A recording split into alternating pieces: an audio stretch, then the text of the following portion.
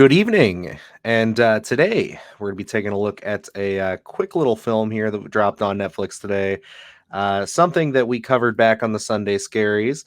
We're going to be talking about Day Shift.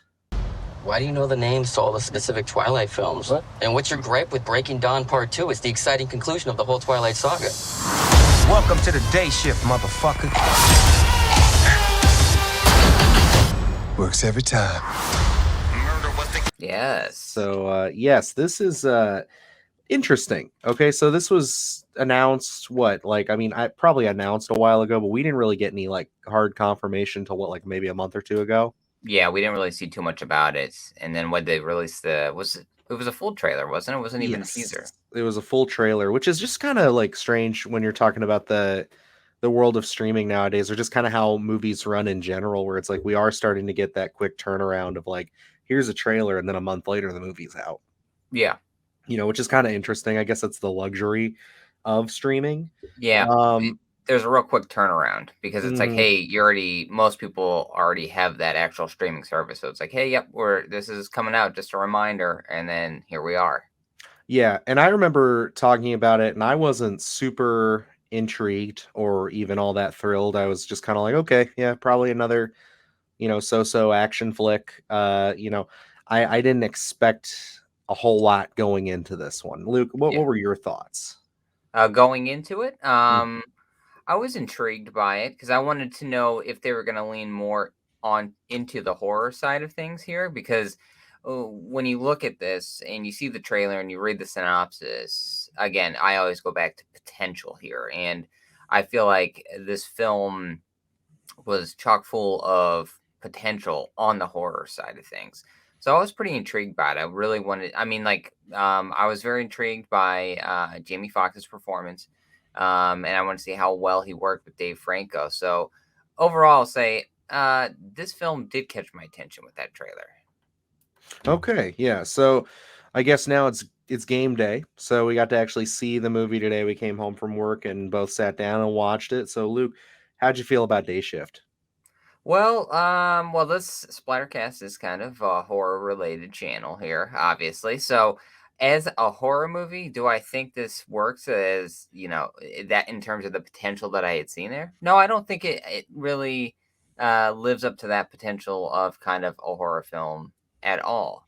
Do I think it's a pretty decent action flick? Sure. I mean, I think it's got its fun spots, but overall, as a horror movie, I think there was a lot of potential here kind of left on the table.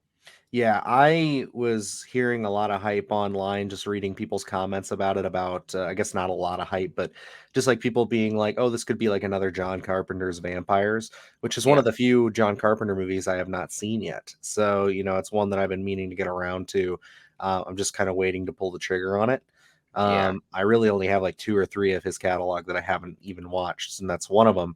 So it's kind of like, with that being tossed around, yeah, I would agree with you. This was, not in any way, shape, or form really leaning towards any bit of horror. I felt Yeah. like there was maybe a moment or two at times, even like very, very sporadically, but it's not trying to be that kind of a movie.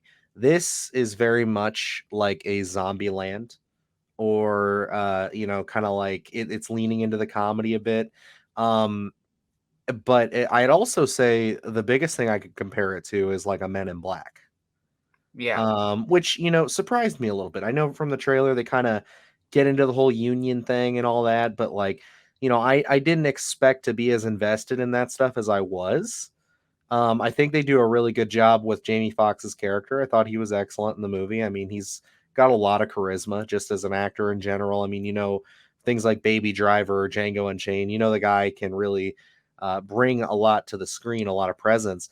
So he brought it, and I enjoyed that part of it. I thought that the world that they set up was interesting enough. I liked that they have like kind of a different take on vampires in the sense that there's like kind of like classes or ranks that they Yes. kind of go through. I just think that it does it has a lot of speed going through the movie, and then I think by the time you get to the third act, it just kind of it does got to kind of get paint by numbers, where it's just kind of like, okay, I kind of see how this is going to go. They do introduce a couple of things that I thought were kind of out of left field, and I just wasn't sure really where they were going with it or like what the significance was after it kind of wrapped up. And at the end of the day, it's a fun movie. It was definitely one that I'm like, if this was, 7 or 8 years ago, I could see this popping up in theaters during the summertime and doing pretty good for itself. It's just like a fun little summer flick. But I mean, for an afternoon watching it, I'm not disappointed. But I would definitely say, if you're looking for this to be a good blend of like a horror comedy, like a Shaun of the Dead or anything, you're not getting that. It really doesn't lean very much into the horror at all. Vampires are kind of just the antagonist. They are Yeah. the force that we're dealing with.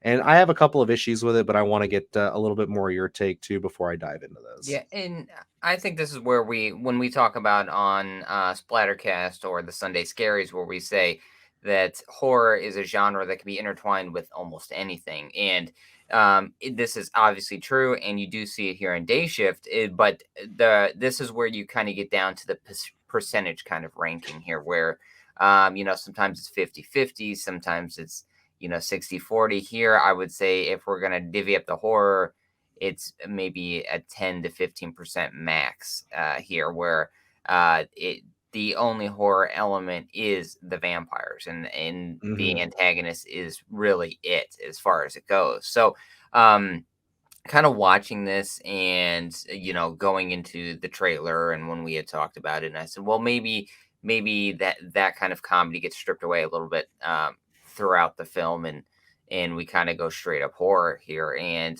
about 20 minutes in, I kind of threw that expectation out the door and was like, okay, this is action.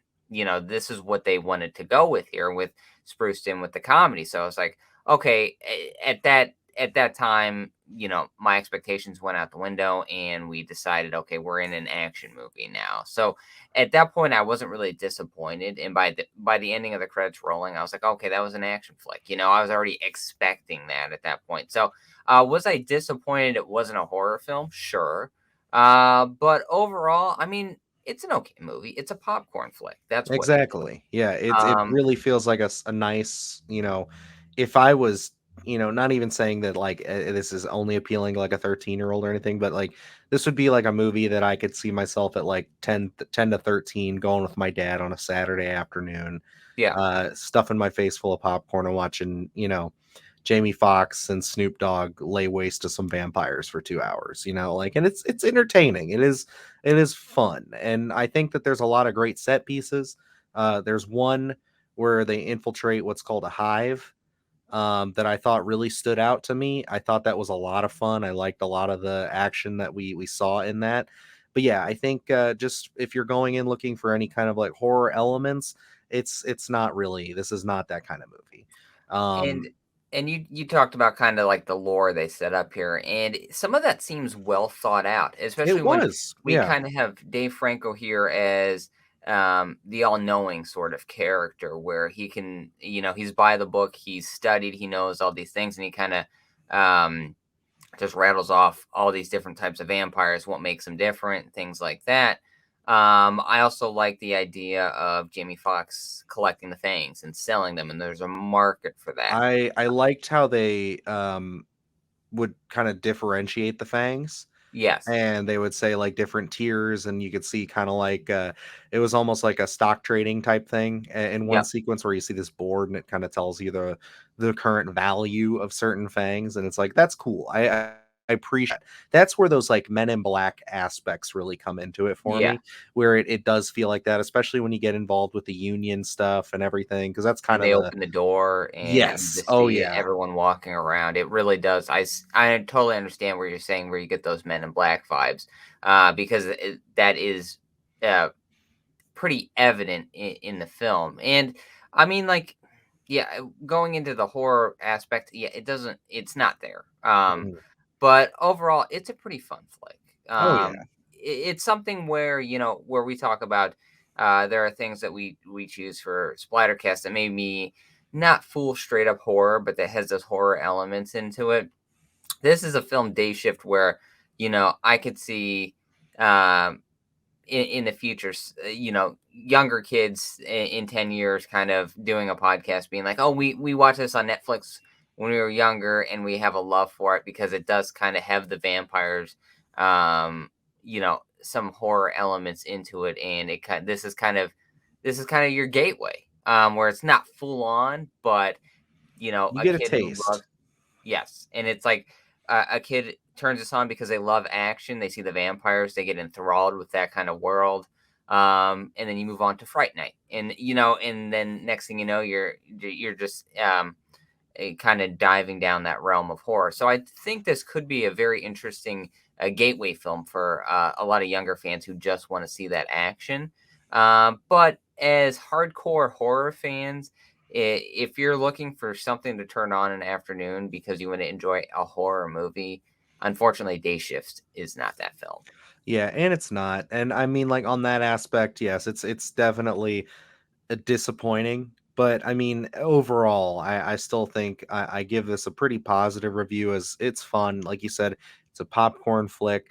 I enjoyed my time with it. I'm not astonished or blown away by it. I may only watch this one time, but I think for a one-time watch for a summer Sunday afternoon, throw it on and you could have a pretty good time with this. But Yeah, you know, I think I'd be interested if Netflix wanted to do a sequel, but you wouldn't catch me paying for this in a theater. You yeah. wouldn't catch me going there and trying to go out of my way to see it. It would just be something where I'd be more interested to see them explore the lore of the universe that they set up, more so than anything. I think following two specific characters that we saw in the Hive sequence, they were pretty interesting in and of Yeah. themselves. I like their dynamic. I thought that was cool. But at the end of the day, it's a fun one-time watch. If you have interest in it and you want to see it, but I'd say check it out. I mean, it's on Netflix. It's not going to cost you anything extra. But at the end of the day, if you're going in looking for a cool horror vampire film, this is not it. Like I said, this leans more into like a Zombie Land or a Men in Black, where it's like there are horror elements in play, but they are more played for action and fun and laughs. And we're kind of doing our own thing here. And this kind of does like you're talking about. You would like this. You could see a sequel, but not necessarily going to the theater to see it. I could easily see this being like 2 weeks down the line, Jamie Foxx signed on for two movies for Netflix to do two more sequels here, and especially in this world of spin-offs where they talked about John Wick and kind of doing that when they introduced that world of John Wick, and they could easily do different characters without Keanu Reeves. I could easily see this for Netflix at the time where all these streaming services really want to bulk up their original materials here, where you dive into something like the lore that you've created with Dayshift. I mean, it's really kind of kicked open that door where you could easily create a TV series with the two characters we see in that hive scene, and you could dive even deeper into the horror realm there, and put that spin on it because it does leave the door open for that. I know they didn't do it in this film, but it does kind of create that expansive lore that could easily be taken advantage of down the line. Yeah, and I feel like there's an intent there because they do drop a lot of hints towards even bigger elements than the threats we dealt with in this movie. Yeah. And that's fine. Um, the only thing is like this is kind of in a weird spot. Normally when I gotta ask you, did you have to search this movie or was this right up on the front page? This was going down. I think it's where they have the most watched things. I think it was honestly like fourth in line. It was right behind Uncharted. So for me, I didn't have that at all. Oh, So okay. I went because normally I'm used to it, like with Prey, getting up at 3 a.m. First thing that pops up on Hulu was Prey. Yeah, it So definitely wasn't on the big screen to be like. yeah, It wasn't on that. You had to go down a few and then go in into the I most watched. I had to search it because like Okay. it didn't even come up on that. I went down like a couple of levels. I even went down to the horror section and it wasn't even there in the first like five movies. So I just was like, all right, let me just search it here because I was like, well, maybe we got the days wrong. Maybe it comes out tomorrow, but I'm like, that doesn't really make any sense. Um, but yeah, no. So I'm afraid that Netflix isn't going to be pushing this as much. It could have just been a fluke for me. Maybe it just wasn't on there, but because Yeah. you said it was up on yours.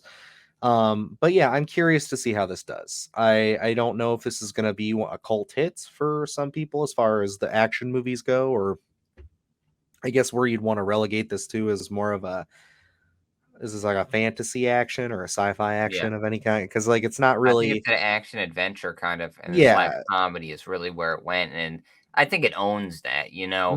Yeah, it doesn't try to make itself out to be anything different, which is why, like, from the trailer, we said it could go either way. But Yeah. yeah, like you said, after the first 20 minutes, you kind of really start to get the idea, like, okay, we understand exactly where this is going. And it's not a bad ride, but it's just No, no. not, it's if you're like we said before, if you're expecting horror, it's not there. But if you're expecting, just a fun vampire action flick, then yeah, you get that. It's I can give it some marks for that. Yeah, because it's like, I'm not gonna hold that it's not uh as much horror as we were hoping for. I don't think it necessarily set out to do that in any sense and failed. I don't think they owned the horror element of it that much to begin with. So I'm not going to really hold that against the film. It's not the film we wanted; it's the film we got. So it's like kind of reviewing that. Is there are a lot of great sequences in this film in terms of action, if that's what you're looking for. That opening scene, I think, is a lot of fun. Yeah, no, Kind of it's set the that's a lot tone of of good this entire elements. film, and kind of set up that whole the union and the when we see Snoop Dogg and his relationship with Jamie Foxx. I think it's a lot of fun. I think Dave Franco worked pretty well in this film Hmm. as well. I think I was a little hesitant going into that trailer, the little bit that you had seen of him. I thought maybe he was going to be a little overbearing in his comedy, but his relationship with Jamie Foxx, I think, worked very well. I think the motivation that they put behind the Jamie Foxx character works as well. So it's like there's a lot of good stuff here. It's just going in expecting horror. If that's what you are, it's not going to be that film. But it's a Yeah, pretty decent action flick. yeah. Like I said, it's a good summer action flick. I could totally see this. If we were back in 2008, I could see this coming out in theaters, and I go to the theater and have a pretty good time with it. But we live in that streaming landscape where movies like this, these kind of mid-tier action flicks, are going to start kind of just popping up on streaming. And, for that, it's fun. But like I said, I think it's a good one-time watch. This isn't one that I'd be like going out of my way to pick up a physical copy of, or like I said, maybe even watch again. It's just, I enjoyed myself. That's what it was. It's pretty disposable. Yeah, But and it's like no fault to any of the creatives or any of the actors, really. I mean, it's just kind of what the story was. It's the material. It's just kind of like, okay, this was good. This was fun. I enjoyed it, but at the end of the day, it's like it didn't blow me away, but it didn't offend me either. It wasn't like one of those things where it's like it's not bad. So this is the most non-offensive middle of the road movie that I've seen in a while, I would say. yeah, So it's like, it's not bad, but it ain't great, and like it's not amazing, but it's fun, and I think that yeah. it's worth a watch. Yeah, I think it's worth a watch as well. The only thing, again, going into the potential of films, they set up a lot of things that could have really dived into the horror element that they didn't really do. So it kind of, it's like the eight for silver kind of thing where it's like, oh, that's such a good title, and now no one can use it because it was a working title. Where it's like, oh, there was a lot of good stuff here that would have worked really well in a horror movie that was used in an action movie. So it's kind of like, now someone else has to create a different lore, which is fine, but it's like to play in this space would have been a lot of fun as well. So it's like to hope that maybe they create more properties based off of Dayshift and maybe dive into a horror realm would be very nice to see down the road at some point. But yeah, overall, if you're looking for an action flick just to kind of pass 2 hours, I think it moves along pretty fast, so it doesn't feel like you're sitting there for 2 hours. I think this would be a decent movie to give a watch to. Absolutely. But yeah, guys, that's going to wrap us up here for our day shift review. If you have any interest in the film, feel free to check it out. It is on Netflix, like we said, so you don't have to go venturing out or pay anything extra if you got that subscription to see it. Definitely let us know what you guys thought. Maybe you think that, we're being a little too middle of the road with this one. Maybe this is a great film to you. Maybe you're thinking it's a terrible film and you're just not on it. Let us know how you feel. If you also feel that we deserve it and you like our content, feel free to hit that subscribe button. We are always posting stuff. We got a new episode of Splattercast just on the horizon here, coming out on Monday. So that's a pretty interesting one. So stay set for that one. And also, you can check us out on things like Spotify, Apple Music, Amazon Music, all the places where your podcasts are found. And yeah, so I guess that about wraps us up here. Have a good one.